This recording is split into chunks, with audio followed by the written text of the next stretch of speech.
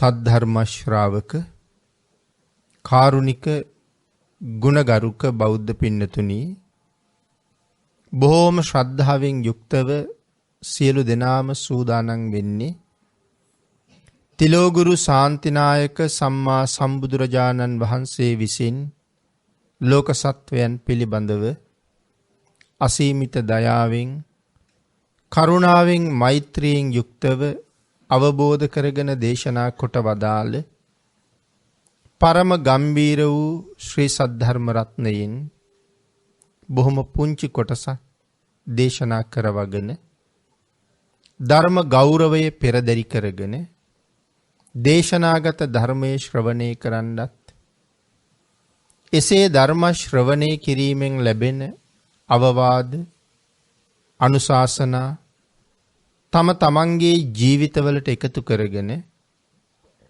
වඩාත් නිවැරදි මෙලව ජීවිතයක් සකස් කරගන්නත් නිවැරදි වුණ මෙලව ජීවිතයක් තුළින් සුගතිගාමී වූ පරලොව ආයති භවයකින් සැනසෙන්නත් අවසානයේ ප්‍රාර්ථනා කරන බෝධියෙන් සැප සහිත ප්‍රතිපදාවෙන් ඊටම ඉක්මන් භවයක උතුම් චතුරාර්ය සත්‍ය ධර්මය අවබෝධ කරගෙන මේ සංසාරයෙන් එතර වීමේ බලාපොරොත්තු ඇතුව ඒ උතුම් බලාපොරොත්තු උතුම් ප්‍රාර්ථනා එලෙසින්ම මුදුන්පත් කර ගැනීම සඳහා උතුම් ධර්ම දානානිසංසයත් ශ්‍රවණානිසංසයත් මෙතෙක් කල තම තමන්ගේ ජීවිත කාලය තුල සිදු කරගත්ත සියලුම කුසල ධර්මයන්ගේ ආනිසංසයත් හේතු වේවා කියලා ප්‍රාර්ථනා කරමු. පින්නතුනි, අද ධර්ම දේශනාවේ මාතෘකාව හැටියට මම යොදා ගන්න කල්පනා කළේ අපේ භාග්‍යතුන් වහන්සේ දේශනා කොට වදාළ මජ්ක්‍ධිම නිකායෙහි සඳහන් වන බාල පණ්ඩිත කියන සූත්‍ර දේශනාව මුල් කරගෙන මේ බාලයා කියන්නේ කාටද කියන කාරණාව අද දේශනාවෙන් පැහැදිලි කරන්න. මේ දේශනාව තුළ බාලයා සහ පණ්ඩිතයා කියන්නේ කවුද කියලා වෙන වෙනම පැහැදිලි කරනවා. නමුත් මේ කාල සීමාව තුළ මේ බාලයා කියලා භාග්‍යතුන් වහන්සේ හැඳින්වුවේ කවුද කියන කාරණාව තමයි පැහැදිලි කරන්න බලාපොරොත්තු වෙන්නේ. මේ දේශනාව අපේ බුදුරජාණන් වහන්සේ සිද්ධ කරන්නේ සවැත් නුවර ජේතවනාරාමේ වැඩ ඉන්න කාලේ. බුදුරජාණන් වහන්සේ භික්ෂුන් වහන්සේලාට ආමන්ත්‍රණය කරලා දේශනා කරනවා, මහණෙනි, මේ ලෝකේ බාලයා කියලා කියන්නේ කාටද? බාලයා හඳුනා ගන්න ලක්ෂණ 3ක් තියෙනවා. ඒ වගේම මේ බාල පුද්ගලයාට මෙලවදීම තමන් අපහසුවට පත් කරන, චිත්ත සංතාපයන්ට පත් කරන හේතු 3ක් තියෙනවා. එතකොට බාලයා හඳුනා ගැනීමේ ලක්ෂණ 3 මොකක්ද? අපි ජීවත් වෙන මේ අපේ සමාජය තුළ භාග්‍යතුන් වහන්සේ දේශනා කරපු ආකාරයෙන් මොහු බාලයෙක් කියලා හඳුනා ගන්න පුළුවන් ඊටාම පැහැදිලි ලක්ෂණ 3ක්. කාටද බාලයා කියලා කියන්නේ? බාලයා කියන්නේ අඥානයට. වයසින් බාල කෙනා ගැන නෙමෙයි මේ සඳහන් කරන්නේ. අඥාන පුජ්‍යලයා ගැනයි මෙතන බාලයා කියලා තියෙන්නේ. නොතේරෙන කෙනා. ලාබාලායටත් නොතේරෙනවනේ. ඒ වගේම මේ සංසාරය ගැන නොතේරෙන කෙනා. එතකොට බාලයා හඳුනා ගැනීමේ ලක්ෂණ 3 තමයි ඔහු කයින් වැරදි කරනවා, වචනයෙන් වැරදි කරනවා, හිතින් වැරදි කරනවා. කාය සංවරයක් නැහැ, වචී සංවරය නැහැ, මනෝ සංවරය නැහැ. එතකොට මොනවද කයෙන් කරන වැරදි? ප්‍රාණඝාතය, අදත්තා දානය, කාම මිත්‍යාචාරය. යමෙක් මේ අකුසල් වල යෙදෙනවා නම් භාග්‍යතුන් වහන්සේ ඔහු හැඳින්වුවේ බාලයෙක් කියලා. බොරු කියනවා නම්, කේලම් කියනවා නම්, පරුස වචන කියනවා නම්, හිස් වචන කියනවා නම් ඒත් බාලයෙක්. අවිද්‍යාව දැඩි ලෝභ සහගත නම්, නිතර ඉන්නේ ද්වේෂ සහගතව නම්, ව්‍යාපාද කියලා කිව්ව අනුන් නසන චේතනාව, අනුන්ට හානි කිරීම, මිත්‍යා දෘෂ්ටි, සම්මා දිට්ඨියෙන් බැහැරවීම. මේ මනසින් කෙරෙන අකුසල්. ඉතින් සිතින්, කයින්, වචනයෙන් අකුසල් කරන පුද්ගලයා බාලයයි කියලා හඳුන්වනවා. එතකොට දැන් මෙහෙම අය අපිට සමාජය හඳුනගන්න බැරිද? මොහු බාලයෙක් කියලා තීරණය කරන්න බැරිද? හොඳාකාරවම පුළුවන්. එහෙනම් සමාජයේ දිහා බලලා මොහු බාලයෙක් කියලා තීරණය කරනවට වඩා තමන් දිහා බලන එක ඊට වඩා වටිනවා. මම ගාවත් මේ දුර්ගුණ තියෙනවද? මම ගාවත් මේ අඩුපාඩු තියෙනවද? ඉස්සෙල්ලා තමන් ගැන විමසලා බුද්ධ ශාසනයක ලැබිච්ච උතුම් මනුස්ස ජීවිතයක් තියෙන වෙලාවේ ශාසනයේ හම්බ වෙලත් බාලයෙක් හැටියටම මැරෙනවද? එහෙම නැත්තම් භාග්‍යතුන් වහන්සේට කීකරු වෙලා පණ්ඩිතෙක් විදිහට ජීවත් වෙලා මෙලවින් සමුගන්නවද කියන කාරණාව තමන්ම තීරණය කළ යුතු කරුණක්. ඒතර මම සඳහන් කළා මේ බාලයා මෙලවදීම අපහසුතාවයන්ට ලක් වෙන කරුණු තුනක් තියෙනවා කියලා. කියන්නේ මෙලවදීම විපාක දෙන කාරණා. පින්නතුනේ දැන් මේ පස්පව් කරන පුද්ගලයා, ඒ කියන්නේ පන්සිල් උල්ලංඝනය කරන කෙනා. එයා දැන් හොදාකාරවම දන්නවා පංච දුෂ්චරිතේම මම කරනවා කියලා. පිරිසක් මැදට යනකොට, සමාජයට යනකොට දැන් ඔහුට හිතෙනවා මේ මම පස්පව් කරන බව මේ අය දන්නවද? මං සත්තු මරණ කෙනෙක්, මං හොරෙක්,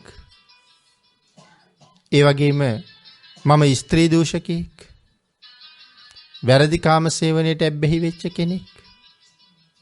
මේ අය දන්නවද? ආන් එහෙම හිතෙනකොට දැන් ඔහුට හිත ඇතුලේ චකිතයක් ඇති වෙනවා. මේ අය මන් දිහා බලන්නේ කොයි විදිහටද? ආන් ඒ හින්දා පිරිස අතර ගිහිල්ලා ගැවසෙන්න ඔහුගේ හිතේ කිසියම් චකිතයක් තියෙනවා. මිනිස්සු ඔහු දිහා බලනකොට සමහරලාට ඔහු දිහා බලලා තව එක්කෙනෙක් එක්ක මොනවා හරි කීවොත් අපි සමහරලාට එහෙම කතා කරනවානේ. හොරකම් කරන කෙනෙක් එනවා දැක්කහම, එහෙම නැත්නම් වෙනත් වැරදි කාම සේවනයේට ඇබ්බැහි වෙච්ච කෙනෙක් දැක්කහම අපි ඔහු දැක්කහම ළඟ ඉන්න අයත් එක්ක කතා කරනවා, මේ අහවල් පුද්ගලයා නේද? අහවල් හොරකමට මැදි වුණේ මෙයා නේද? අහවල් නිවසේ මේ වාගේ අපරාධයක් කෙරුවේ මොහු නේද? අපි එහෙම කතා කරනවා. ඉතින් අර එහෙම පිරිස අතර තමන් දිහා අමුතු විදිහට බලනවා දැක්කහම ඒ සමාජය තුළ මොහුට කටයුතු කරන්න බොහොම අමාරුයි. ඉතින් මෙලවදී එහෙම අපහසුතාවයන්ටපත් වෙනවා. ඊට අමතරව අතීතයේ නම් වැරදිකරුවෝ රජුරවන්ට යොමු කරාම රජුරෝ ඒ අයට දඬුවම් කළා. අය වැරදි නොකරන්න දඬුවම් කළා. ඒ පුජ්‍යලයට දැඩි දඬුවම් දෙනවා වගේම සමාජයේ අය බීතියටපත් වුණා ඒ දඬුවම් දැකලා. ඒ නිසා රජුරෝ ගාව තිබ්බ දෙතිස් වදයක්. වැරදිකාරයන්ට දඬුවම් කරන ක්‍රම 32ක් තිබ්බ රජුරෝ ළඟ. එතකොට එහෙම දඬුවමට ලක් වෙලා ඉන්න පුද්ගලයෝ දැක්කහම තවත් වැරදිකාරයෙකුට හිතේ ලොකු බයක් ඇති වෙනවා. මමත් අහු වුණොත් මටත් නම් වෙන්නේ මේ වාගේ දෙයක් තමයි. ඒ නිසා ඔහු හැම වෙලාවෙම බයෙන් ජීවත් වෙනවා. මමත් රජ්ජුරුවන්ට අහු වෙයිද? මටත් මේ වද බන්ධන වලට මූණ පාන්න සිද්ධ වෙයිද? වැරදි කරන කෙනා බයෙන් ජීවත් වෙනවා. මොනවද රජ්ජුරුව මේ අයට දුන්න දඬුවම්? අපි කීපයක් මතක් කළොත් රාජපුරුෂයෝ විසින් හොරකම් කරන පුජ්‍යලයක් නැත්නම් වැරදිකරුවෙක් අල්ලගෙන ගිහිල්ලා රජුට ඉදිරිපත් කරාම රජුරුව සමහර වෙලාවට නියෝග කරනවා මොහුට මේ විදිහේ දඬුවමක් දෙන්න. ඒ නියෝග කරන දඬුවම් අතර තියෙනවා මේ පුජ්‍යලයාගේ ශරීරයේ හැම ගෙල වටියට කපලා හැම ගලවනවා. හැම ගලවලා නිරුවත් කරලා ඉනගාවට එනකන් හැම ගලවලා බිම දානවා. ඊට පස්සේ දුවන්න කියනවා. දැන් එතකොට බලන්න මොකද වෙන්නේ කියලා. තමන්ගේම හැම දුවනකොට පැටලි තමන්ටම පෑගෙනවා. පෑගෙන්න හැම ගැලවෙනවා. නමුත් මේක අපි මේ අහගෙන ඉන්නවා වගේ කාරණාවක්ද? ඊතා කුඩා තුවාලයක් ඇනුන සිද්ධ වුණාම අපිට තියෙන වේදනාව ඒක සුවපත් කරගන්න දවස් ගාණක් අපි මහන්සි වෙනවා. නමුත් මේ මුළු ශරීරයේ හැම භාගයක් ගලවලා ඉතුරු ටික තමන් අතින්ම ගැලවෙන්න ඇරියහම ඒ පුජ්‍යලයා විඳින වේදනාව මෙන්න මේ වාගේ එකක් කියලා අපිට තේරෙන්නේ නැහැ. මේ රජුරු දුන්න දඬුවම් වලින් එකක්. රජුරු තව සමහර වෙලාවක දඬුවමක් නියම කළා. මේ බොරළු අරගෙන ඇවිල්ලා මේ පුජ්‍යලයාගේ හිස බොරළු වලින් අතුල්ලනවා. කෙස් ගැලවිලා, හම ගැලවිලා, හිස් කබල උඩ තියෙන මාංශය ගැලවිලා, හිස් කබල පෑදුනහම හග්ගෙඩියක් වාගේ සුදු පාට දිලිසෙනකන් බොරළු දාලා ඔළුව අතුල්ලනවා. මේ දෙතිස් වද වලින් එකක්. ඒ වගේම තවත් එකක් තමයි යකඩ අඬුවක් අරගෙන මේ පුජ්‍යලයාගේ කට අරිනවා. යකඩ අඬුවෙන් කට ඇරලා අණු දෙක පාත් කරන්න බැරි වෙන්න ඇතුලෙන් ආධාරකයක් තියෙනවා. දැන් අපි හයියෙන් කට ඇරියහම කවුරු හරි දත් ඇන්දට කිසියම් ආධාරකයක් තියහම අපිට ආපහු කට පියාගන්න බැරුව යනවනේ. ඒ වාගේ ආධාරකයක් තියලා පහනක් පත්තු කරලා කට ඇතුලෙන් තියෙනවා. හිතලා බලන්න කොහොම වේදනාවක් දැනේද කියලා. රාහු මුඛ කියලා දඬුවමක්. ඊට අමතරව රජුරුව මේ එක අතක සම්පූර්ණයෙන්ම රෙදි උතනවා. ඇඟිලි ගාව ඉඳලා උරපත්ත ගාවට එනකම් රෙදි උතනවා. හොඳට රෙදි ඔතලා අත දානවා තෙල් භාජනයකට. උරපත්ත ගාවටම තෙලේ ගිල්ලෙනවා. නැත්නම් තෙල් වලින් පොඟවනවා. හොඳට රෙදි වලට තෙල් ඉරුවට පස්සේ මේ ඇඟිලි කෙරවලෙන් රෙදි වලට ගිනි තියනවා. එහෙම දැල් වෙනකොට අපි අර සුවඳ කූරක් දැල් වෙනකොට අලු ටික වැටි ඒක දැල් වෙනවා. ඒ වගේ මේ හම, මස, ඇටකොටුව සියල්ලම පිලිස්සි අලු තමයි බිම වැටෙන්නේ. උරපත්ත ගාවටම අත දැවුණා කියලා මිනිහෙක් මැරෙන්නේ නැහනේ. නමුත් ජීවත් වෙලා ඉන්න පුජ්‍යලයකගේ ඇටකොටුත් එක්ක පිලිස්සෙන්න මේ විදිහට ගිනි තියහම තියෙන වේදනාව කොහොමද? මේ දඬුවම් දැක්කහම තවත් ඒ වගේම වැරදිකාරයෙකුට කොච්චර බය හිතෙනවද? රජුරු සමහර වෙලාවට එක අතක් එහෙම පිච්චුවා. සමහර වෙලාවට මුළු ශරීරෙම රෙදි වලින් ඔතලා තෙල් වලින් පොඟවලා ශරීරයටම ගිනි තියනවා. අලු වෙලා යන තරමට පිච්චෙනවා. ඒ දීපු තවත් එක දඬුවමක් දෙතිස් වදවල. සමහරලාට රජුරෝ එක පුජ්‍යලයෝගේ කනක් කපනවා. කනක් කපලා ඒ පුජ්‍යලයා සමාජයට යනකොට එතකොට දැන් සමාජ මිනිස්සු දන්නවනේ. මේ පුජ්‍යලයාගේ කන කපලා තියෙන රජුරෝ. මේ ඉන්න අපරාධකාරයෙක්. සමහර කෙනෙකුගේ කන් දෙකම කපනවා. සමහර කෙනෙකුගේ කනකුයි නහයයි කපනවා. සමහර කෙනෙකුගේ කන් දෙකයි නහයයි කපනවා. තව සමහර කෙනෙකුගේ නහය විතරක් කපනවා. එතකොට සමාජය දන්නවා මේ අපරාධකාරයෙක්. තව කෙනෙකුගේ එක අතක් කපනවා. තවත් සමහර කෙනෙකුගේ එක අතකුයි එක කකුලකුයි කපනවා. සමහර කෙනෙකුගේ කකුල් දෙකම කපනවා. සමහර කෙනෙකුගේ අත් දෙකම කපනවා.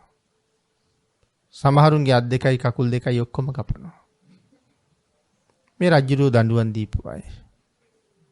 ඊට අමතරව අපරාධකාරයා බිම දිගා කරලා දකුණු කණෙන් යකඩ උලක් ගහනවා වම් කණෙන් මතුවෙන්න. ඒ යකඩ උල පොළවත් කඩාගෙන යටටම යනවා. ඊට පස්සේ පාද දෙකෙන් අල්ලගෙන ඒ පුජ්‍යලයා වටේට කරකවනවා. මේ රජුරු දුන්න තව දඬුවමක්. ඉතින් මේ වගේ වද 32ක් දීලා තියෙනවා. එක එක පුජ්‍යලයන්ට එක එක විදිහට. සමහර අයගේ ගෙලසින්දින්න නියම කරලා තියෙනවා. ඉතින් මේ දෙතිස් වද වලින් ගෙලසින්දින එක තමයි මං හිතන්නේ ඒ පුජ්‍යලයට වේදනාව අඩුම මරණය. වේදනාව අඩුම හේතුව තමයි ගෙලසින්දින එක. අනික සියල්ලම ඊට වඩා වේදනාව විඳින්න තියෙන කරුණු. ඉතින් මේ වාගේ කාරණා දැක්කහම වැරදි කරන කෙනෙක් බය වෙනවා මමත් අල්ලගත්තොත් මටත් වෙන්නේ මේක නේද කියලා. එතකොට මේ මුළු ජීවිතේම ඔහුට බයෙන් ඉන්න සිද්ධ වෙනවා මං කරපු අහවල් වැරදි කවදනම් රජුරවන්ට දැනගන්න ලැබිලා මට මේ වාගේ කරවුල්දර වලට මාව බඳුන් කරයිද? රාජපුරුෂයෝ කොතනදී මාව අල්ලගනීද? ඒ නිසා හැමදාම බීතියෙන් ජීවත් වෙන්න වෙනවා. පින්නතනේ අනිත් කාරණාව තමයි අපි දැන් මෙහෙම ඉන්නකොට නම්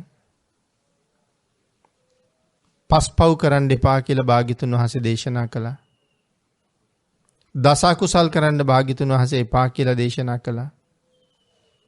මෙන්න මේ විදිහේ වැරදි කරන්න එපා කියලා බුදුරජාණන් වහන්සේ දේශනා කරලා තියෙනවා කියලා අපි ඕන තරම් ධර්මයෙන් අහනවා. නමුත් ඇහුවට අපි ඒ වගේ වලකින ස්වභාවයක් පේන්නේ නැහැ. වැරදි බව දන්නවා, පව් සිද්ධ වෙන බව දන්නවා, නිරේ යන්න වෙන බව දන්නවා, ඒ ඔක්කොම දන්නවා. නමුත් වලකින්න ලෑස්ති නෑ. අපේ බුදුරජාණන් වහන්සේ අංගුත්තර නිකායේ තැනක මේ කාරණාව පැහැදිලි කළා. මේ ලෝකේ දුර්ලභ පුජ්‍යලයෝ 5 දෙනෙක් ගැන පැහැදිලි කරන වෙලාවේ භාග්‍යතුන් වහන්සේ දේශනා කරනවා මගේ මේ ධර්මය අවබෝධ කරගත්තත් තේරුම් අරගත්තත් යම් කෙනෙක් ප්‍රායෝගිකව ධර්මයත් එක්ක ජීවත් වෙන අය දුර්ලභයි කියලා. පින්නතුනි සියලුම ධර්මස්කන්ධයන් නොදන්නවා වුණාට ඒ ධර්මයේ සඳහන් වෙලා තියෙන මෙන්න මේ කාරණා වැරදි කියලා. ඒ කියන්නේ ධර්මයේ තියෙන කරුණු වැරදි නෙමෙයි. ධර්මයේ පෙන්නලා තියෙන මේ වැරදි අපි කරනවා. එහෙනම් අපි ධර්මයට විරුද්ධව වැඩ කරනවා කියලා අපි හොඳ ආකාරව දන්නවා. පන්සිල් උල්ලංඝනය කරන්න හොඳ නෑ පන්සිල් රකින්න ඕනේ කියලා අපි දන්නවනේ. දන්නවා වුණාට අපි කොයිතරම් පන්සිල් උල්ලංඝනය කරනවද? ඒ වාගේ කොයිතරම් වැරදි අපි කරනවද? වැරදි බව දැන අපි ඒක කරනවා. නුසුදුසු බව දැන අපි ඒක කරනවා. අපි දන්නවා භාග්‍යතුන් වහන්සේ එපා කියලා තියෙන්නේ කියලා. ඒ එපා කියලා තියෙන්නේ අපි කෙරෙහි අනුකම්පාවෙන්මයි කියලා දන්නවා. මේ වැරද්ද කරන්න එපා කියලා අපිට කියලා දෙන්නයි මේ තරම් කාලයක් සංසාරේ දුක් විඳින්න කියලාත් අපි දන්නවා. එච්චර දුක් විඳලා සසර ස්වභාවය අවබෝධ කරගෙන අපිට කියලා දුන්නාම මේ සංසාරෙ මෙච්චර දුකයි. මෙන්න මේ වැරදි කරන්න එපා. සතර අපායට හේතුවක් වෙනවා කියලා කරුණු පැහැදිලි කරලා සතර අපායෙන් නිදහස් කරලා සුගතියෙන් සුගතියට ගමන් කරන්න මඟ කියලා දීලා මේ සංසාරේ සදහටම නිමා කරන්න මඟ කියලා දීපු අපේ භාග්‍යතුන් වහන්සේ අපිට ඒ මඟ කොයිතරම් දුකසේ හොයලා පෙන්නලා දුන්නත් අපි ධර්ම කාරණා වේදෙන්නේ නැහැනේ. ආන් ඒ පුද්ගලයාට කවදා හරි දවසක වයස්ගත වෙලා එක්තැන් වුණාම සඳහන් කරනවා හිරු බැහැගෙන යන වෙලාවේ හේවණල්ල සමහර පර්වතයක හේවණල්ල බොහොම වේගෙන් පැතිරිලා යනවා වගේ හිරු බැහැලා යනකොට ඔය නොයෙක් ගස් කොළන් වල පර්වතවල ගොඩ නැගිලි වල සෙවණැල්ල අනික් පැත්තට දකින්න අපිට ලැබෙනවනේ. ඉතින් මේ සෙවණැල්ල බොහොම වේගෙන් පැතිරෙනවා. ඒ සූර්යයා බොහොම වේගෙන් බැහැගෙන යනවා. ඒ නිසා සෙවණැල්ල පැතිරලා යනවා. ආන්ගේ සෙවණැල්ල යම්සේ පැතිරෙනවද හිරු බහින වෙලාවට අපි කරපු වැරදි ක්‍රියා, අපි කරපු අකුසල ධර්මයන් වයසේ අග්ගිස්සට යන්න යන්න අපිට මතක් වෙනවා. ලෙඩ ඇඳේ ඉන්නකොට, මරණ මංචකේ ඉන්නකොට, කාගේවත් හවුහරණක් රැකවරණයක් නැතුව ඉන්නකොට, අසරණ වෙලා තනි වෙලා ඉන්නකොට, සමහරලාට බලා ගන්න කෙනෙක්, සලකන්න දරුවෝ මල්ලු හිටියත් වැඩිපුර කාලේ ගත වෙන්නේ තනියමනේ. රාත්‍රියේ වෙන්න පුළුවන්, දහවලේ වෙන්න පුළුවන්. මේ එක්තැන් වෙලා තනියම ඉන්නකොට මේ ජීවිත කාලය තුල තමන් කරපු අකුසල් නිරන්තරයෙන් සිහියට නැගෙනවා. ඒකයි සඳහන් කළේ සෙවණැල්ලක් පැතිරිලා යනවා වගේ මෙතෙක් මම කරපු අකුසල් කන්දරාව ආවර්ජනය වෙන්න පටන් ගන්නවා. පින්නතුනේ අපි එහෙම එක්තැන් වුණාම හුඟක් දෙනාට දරුවෝ සලකනවනේ. හුඟක් දරුවෝ මව්පියෝ බලා ගන්නවා. නමුත් බලා ගන්නවා කියලා 24 පැයම දරුවන්ට අපි ගාවට වෙලා ඉන්නත් නැහෙනේ. මේ සමාජයේ හැටියට. ඒ නිසා සමහරලාට නාවලා, කෑම දීලා, බෙහෙත් පොවලා මේ සියලු දේවල් කරලා ඇඳෙන් තියලා ඉතින් මේ කාලේ හැටියට නම් පැය 24ම බණ අහන්න පුළුවන්. ගුවන් විදුලියෙන් අහන්නත් පුළුවන්. රූපවාහිනියෙන් බණ අහන්නත් පුළුවන්. රෑ දවල් දෙකේම බණ අහනවා. ඉතින් ළමයි කරන්නේ ධර්ම දේශනාවක් අහන්න කියලා එක්ක ගුවන් විදුලියේ නැත්නම් රූපවාහිනිය ක්‍රියාත්මක කරලා දීලා ඒගොල්ලන්ගේ වැඩවල යෙදෙනවා. තමන් තනියම බණ අහගෙන ඉන්න එපේ. එතකොට මේ ධර්ම දේශනාවෙන් කියවෙනවා බුද්ධෝත්පාදයක තියෙන දුර්ලභ බව. මනුස්ස ජීවිතයක තියෙන දුර්ලභ බව. අකුසලයන්ගේ තියෙන භයානක බව. සතර අපායේ තියෙන දුක්ඛ සහගත භයානක බව.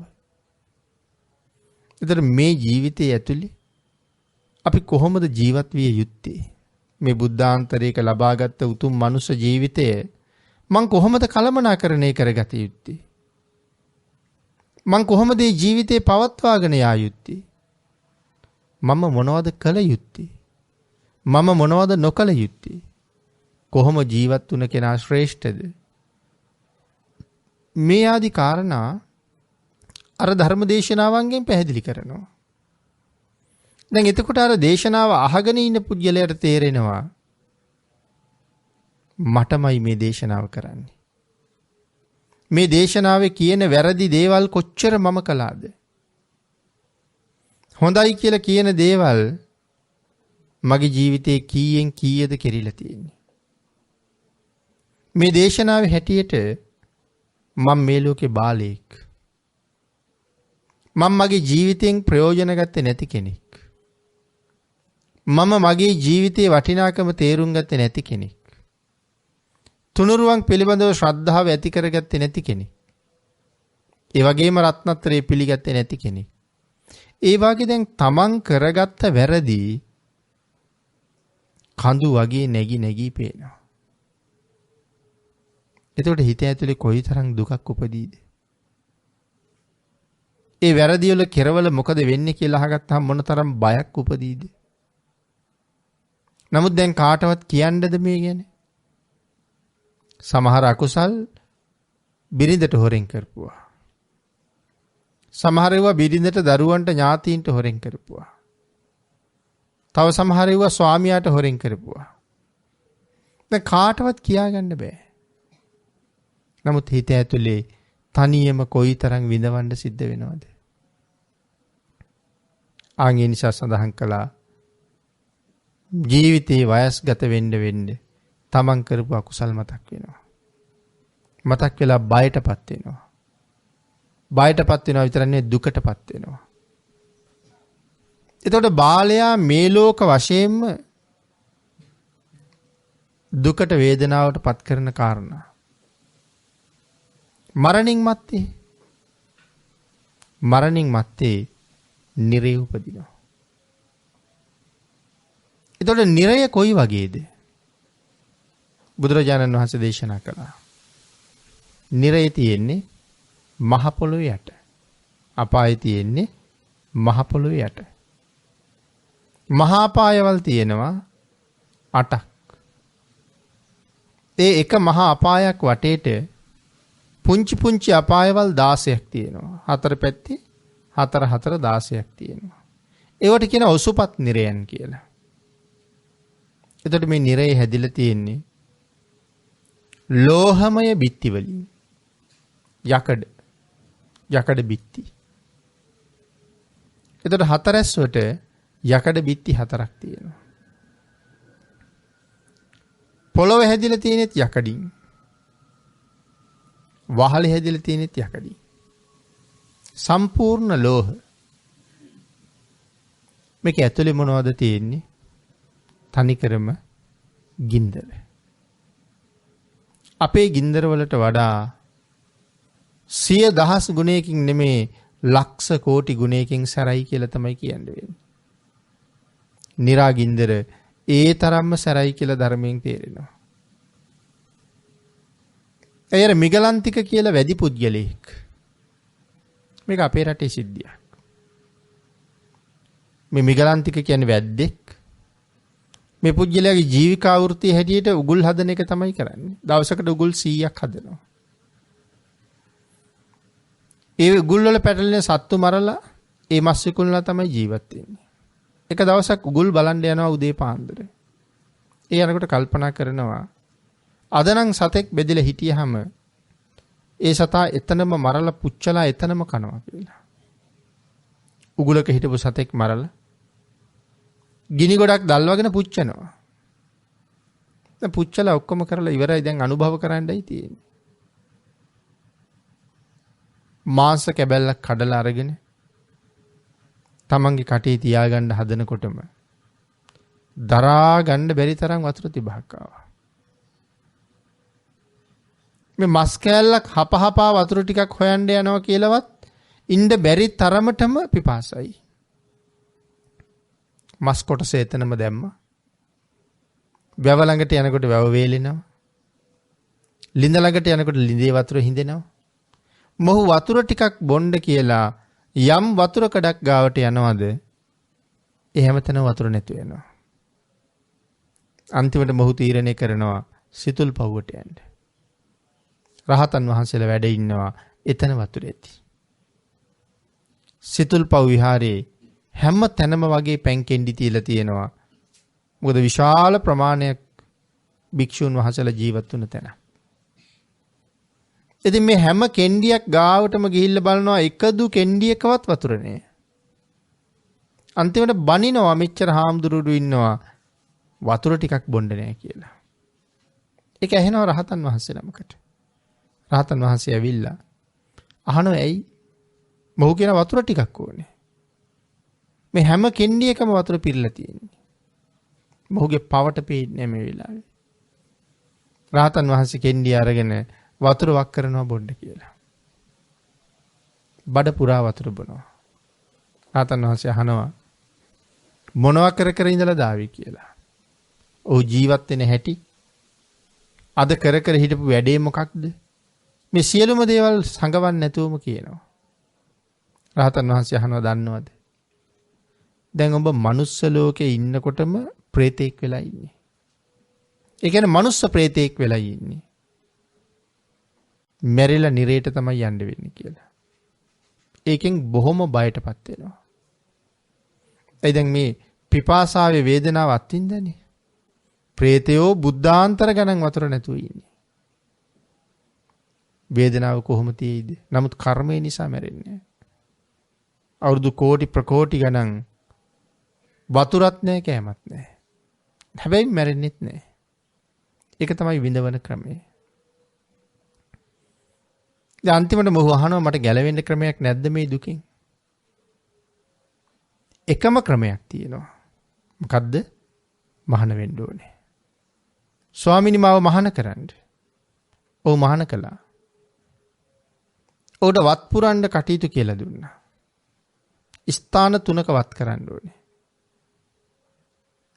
අපායේ බොහොම දුකයි කියලා එක දවසක් කියපු නිසා මොහු රහතන් වහන්සේ ගාවට ගිහිල්ලා අහනවා ස්වාමීනි මට අපාය පෙන්වන්න බැරිද? අපාය පෙන්වන්න බෑ. අපායේ ගිනි පුපුරක් පෙන්වන්නම් කියලා කිව්වා.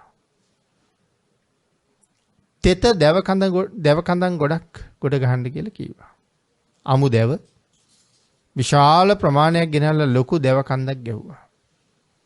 මේ දැව කන්ද ගොඩ ගහලා ගිහලා රහතන් වහන්සේට කියනවා ස්වාමීනි අමු දැව ගොඩ ගැහුවා කියලා. රහතන් වහන්සේ ගිහිල්ලා කියනවා එන හොඳට බලා ගන්නකො දැව ගොඩ දිහා. නිරෙන් අරගත්ත ගිනි පුපුරක්. ගිනි පුපුරක් අරගෙන අර දැව කන්දට දැම්මා. දැව ගොඩ උඩට දැම්මා. අපායි ගින්දර පෙන්වන්න බෑ. අපායින් ගිනි පුපුරක් පෙන්වන්නම් කියලා කිව්වේ. ඒ ගිනි පුපුර දැව කඳන් ගොඩ උඩට දානවත් එක්කම දැව කඳන් ගොඩ අළු වෙලා ගියා. හිතන්න අමු කඳක් දල්වන්න අපි කොච්චර දුක් විඳින්න ඕනද කියලා. නමුත් මේ ගිනි පුපුරක් දානවත් එක්කම දැව කඳන් ගොඩ අලුම වෙලා යනවා. එතකොට හිතාගන්න නිරාගින්දර කොච්චර සැරයක්ද කියලා. ඉතින් මේ කරුණ වලින් පැහැදිලි වෙනවා නිරය කොයිතරම්නම් භයානක තැනක්ද. මහා නිරේවල් 8ක් තියෙනවා කියලා මම මතක් කළා. සංජීවය, කාලසූත්‍රය, සංඝාතය, රෞරවය, මහා රෞරවය, තාපය, මහා තාපය, අවීචිය කියලා. මහා නිරේවල් 8යි. මේ වගේ ආයුෂය අති දීර්ඝ ආයුෂය. සමහර නිරේවල් වල පදුම ගණනින් නැත්නම් පදුම නිරේ දුක් විඳින්න වෙනවා කියලා කියනවා. සමහර කර්ම වලට. අපි අට කතාවේ පැහැදිලි කරනවා පදුම කියලා නිරයක් නැහැ කියලා. එහෙම නිරයක් සඳහන් කරලා නැහැ මහ නිරේවල් අතර. එහෙනම් ඇයි මේ පදුම නිරේ දුක් විඳින්න වෙනවා කියන්නේ? පදුම ගණනින් දුක් විඳින්න වෙනවා කියලා කියන්නේ. දැන් පදුම ගණන කියලා කිව්වට අපිට තේරෙන්නේ නැහැ මොනවද පදුම කියලා. පදුමය කියලා කියන්නේ අතීතයේ ඥානවන්තයෝ ගණන් කරපු ලොකු ඉලක්කමක්. කෝටිය, ප්‍රකෝටිය මේ විදිහට ගණන් කරගෙන ගිහිල්ලා නහුතය, නින්නහුතය, අබ්බුදය මේ අතීතයේ ගණන් වල නම් ආන් එහෙම ගණන් කරගෙන ගිහිල්ලා පදුම කියන තැනට එනවා. එහෙම නැත්තම් පදුමේ මෙහෙම දැනගන්න. කෝටිය 15 වතාවක් කෝටියෙන් ගුණ කරන්න ඕනේ. කෝටිය 15 වතාවක් කෝටියෙන් ගුණ කරාම යම් ගණනක් එනවද? ආන් ඒ ගාන පදුමයි කියලා කියනවා. එතකොට හිතා ගන්නකො කොච්චර අවශ්‍යද කියලා. දැන් චාතුම් මහරජික දිව්‍ය ලෝකෙට තියෙන ආයු ප්‍රමාණය මනුස්ස වර්ෂ වලින් අවුරුදු 90ක්. චාතුම් මහරජික දෙවියෙකුගේ ආයුෂ මනුස්ස වර්ෂයෙන් අවුරුදු 90ක්. සඳහන් කරනවා අඩුම ආයුෂ තියෙන නිරය සංජීවය. අඩුම ආයුෂ තියෙන දිව්‍ය ලෝකයේ ආයු කාලය මනුස්ස වර්ෂ 90යි නම් අඩුම ආයුෂ තියෙන සංජීවයේ ආයු ප්‍රමාණය කොච්චරද කියලා පෙන්නනවා. මේ 90 සංජීවයට එක දවසයි කියලා. එතකොට කොයිතරම් කාලයක් මේ නිරේ දුක් විඳින්න වෙයිද? 90 වුණා 360ක් ඒ අපායට අවුරුද්දයි. 90 360ක් ඒ අපායට එක අවුරුද්දයි. අන්න එවන් අවුරුදු 500ක් මේ අපායට අවශ්‍යයි. සංජීවයේ වැඩිපුරම ඉන්නවා කියලා කියන්නේ කවුද? ප්‍රාණඝාත කරපු අය. අලි කොටි ගවයෝ මරාපු අය විතරක් නෙමෙයි. කූඹි මදුරුව මරාපු අයත් ඉන්නේ. ආංගිකයි දේශනා කළේ ප්‍රාණඝාත කරන්න එපා කියලා. භාග්‍යතුන් වහන්සේ හේතු සාධක සහිතවනේ දේශනා කරන්නේ. කාරණාව දක්වනවා, ඵලයක් දක්වනවා. කරුණු මනාව පැහැදිලි කරලා තියෙනවා. ඉතින් මේ විදිහට කල්පනා කරාම නිර්වැල් වල අති දීර්ඝ ආයුෂය. දෙවනි දිව්‍ය ලෝකේ කියන්නේ තව්තිසාවනේ. තව්තිසාවේ ආයු කාලය මනුස්ස වර්ෂ වලින් අවුරුදු 3 කෝටි 60 ලක්ෂයයි. තව්තිසා වැසි දෙවියෙකුගේ ආයුෂය. දෙවනි අපායට මේක එක දවසයි. තුන්වෙනි දිව්‍ය ලෝකයේ ආයු ප්‍රමාණය මනුස්ස වර්ෂයෙන් අවුරුදු 14 කෝටි 40 ලක්ෂයයි. මේ 14 කෝටි 40 ලක්ෂයේ තුන්වෙනි අපායට එක දවසයි. හතරවෙනි දිව්‍ය ලෝකයේ ආයු ප්‍රමාණය මනුස්ස වර්ෂයෙන් අවුරුදු 57 කෝටි 60 ලක්ෂයයි. මේක හතරවෙනි අපායට එක දවසයි. පස්වෙනි දිව්‍ය ලෝකයේ ආයු ප්‍රමාණය අවුරුදු 230 කෝටි 40 ලක්ෂයයි මනුස්ස වර්ෂය. මේක හයවෙනි අපායට එක දවසයි. ඉතින් එතකොට පින්නතිනේ මේ පස්වෙනි දිව්‍ය ලෝකයේ ආයු ප්‍රමාණය ඒක පස්වෙනි අපායට එක දවසයි. හයවෙනි දිව්‍ය ලෝකයේ ආයු ප්‍රමාණය පරිනිම්මිත වසවර්තිය. මනුස්ස වර්ෂයෙන් අවුරුදු 921 කෝටි 60 ලක්ෂයයි. ඉහළම දිව්‍ය තලයේ. ඉතින් ඒ ආයු කාලයත් හයවෙනි අපායට එක දවසයි. 7 වෙනි 8 වෙනි කියලා තව අපායවල දෙකක් තියෙනවා. දිව්‍ය ලෝක 6යිනේ තියෙන්නේ. මේ අපායවල දෙකේ ආයුෂ සඳහන් කරනවා අන්තර්කල්ප භාගයක් සහ අන්තර්කල්ප එකක් කියලා. මනුස්ස වර්ෂ අසංඛ්‍ය 86,40,000ක් අන්තර්කල්ප එකක් කියන්නේ කියලා සමහර ධර්ම ග්‍රන්ථවල සඳහන් කරලා තියෙනවා. මේ ජීවිතෙන් වැරදි කරපු අය ගිහිල්ලා උපදින තැන්. මේ කාරණා අපේ භාග්‍යතුන් වහන්සේ ඊටාම විස්තර සහිතව මනාව දේශනා කළා. භික්ෂුන් වහන්සේ නමක් අහනවා. භාග්‍යතුන් වහන්සේ සඳහන් කරනවා මහණෙනි මේ නිරේ තියෙන දුක කෙනෙකුට තේරුම් ගන්න බැරි තරම් කියලා. එතකොට එක භික්ෂුන් වහන්සේ නමක් අහනවා ස්වාමීනි භාග්‍යතුන් වහන්සේටවත් උපමාවකින් ඒක දක්වන්න බැරිද කියලා. භාග්‍යතුන් වහන්සේ දේශනා කරන්න පුළුවන් කියලා. අන්‍ය පුජ්‍යලයකට උපමාවකින්වත් දක්වන්න බෑ. නමුත් භාග්‍යතුන් වහන්සේට දක්වන්න පුළුවන්. මොකද උපමාව? බුදුරජාණන් වහන්සේ අහනවා මහණෙනි රාජපුරුෂයෝ විසින් වැරදිකාරයෙක් අල්ලගෙන ඇවිල්ලා රජ්ජුරුවන්ට ඉදිරිපත් කරනවා ස්වාමීනි මේ ඉන්නේ සමාජ අපරාධකාරයෙක්.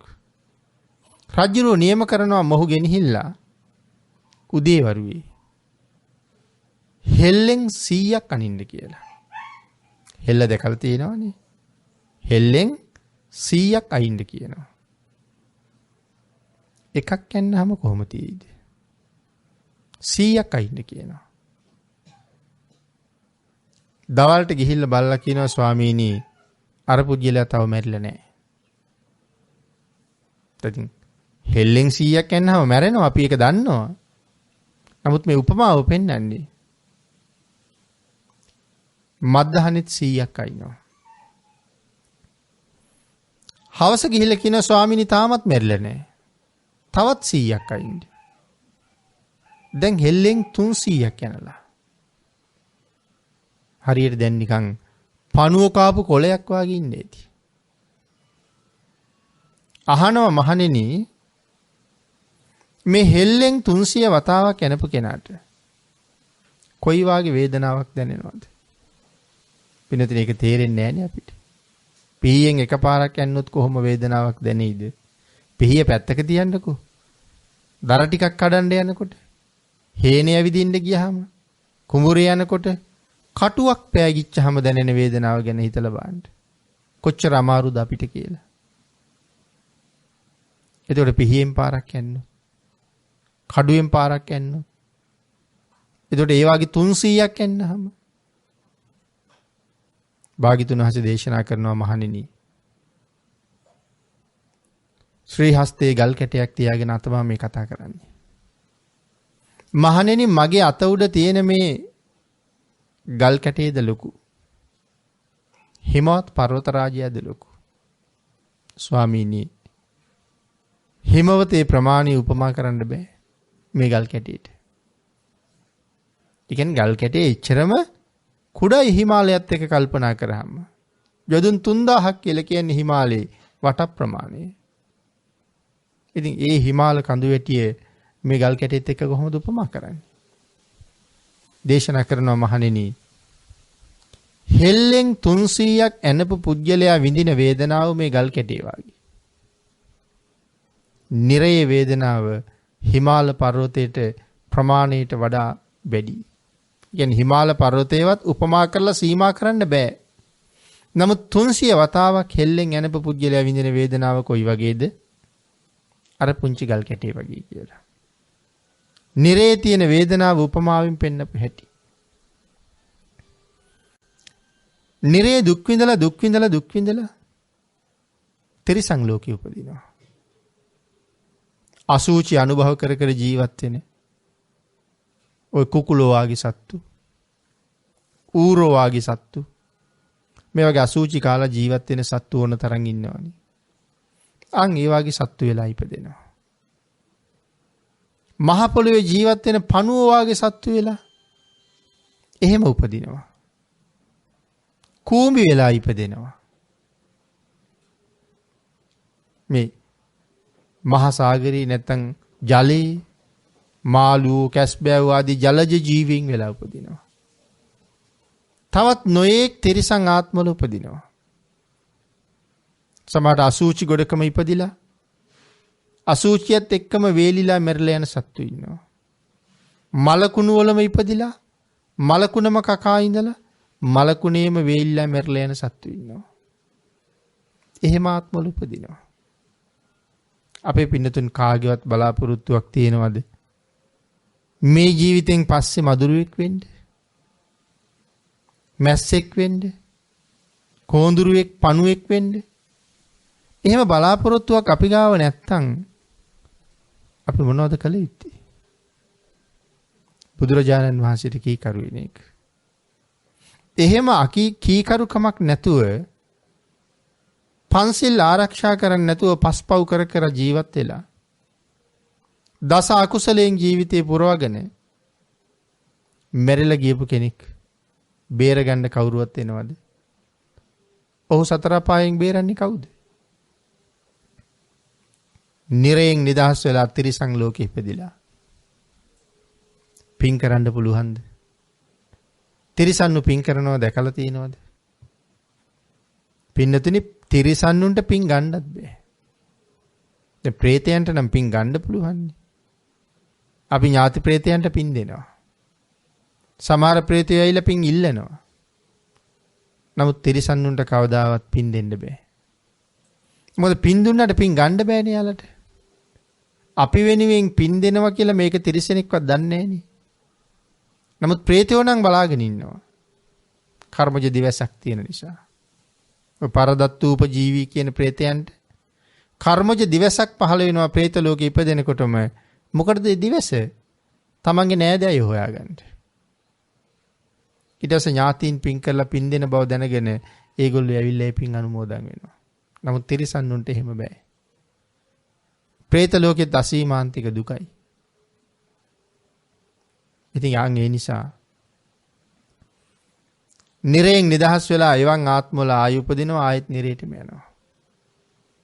ඉතින් තිරිසන්නු බඩගින්නට මොකද කරන්නේ? තවත් සතෙක් දැහැගෙන කණ එකනේ ජීවත් වීමේ ක්‍රමය. ඉතින් ආපහු පව් කරගන්නවා. ආපහු පව් කරන ආපහු නිරේට යනවා. ප්‍රාණඝාත නොකරන සත්තු කියලා කෙනෙක් කතා කරන්න පුළුවන්. ඒක ඒගොල්ලන්ට මොකද වෙන්නේ කියලා. ඒගොල්ලෝ නිරේ ගියේ පව් කරලා. නමුත් දැන් නිරේ නිදහස් වෙලා තිරිසන් ලෝකෙල ඇවිල්ලා කරපු පිනක් නැහැනේ.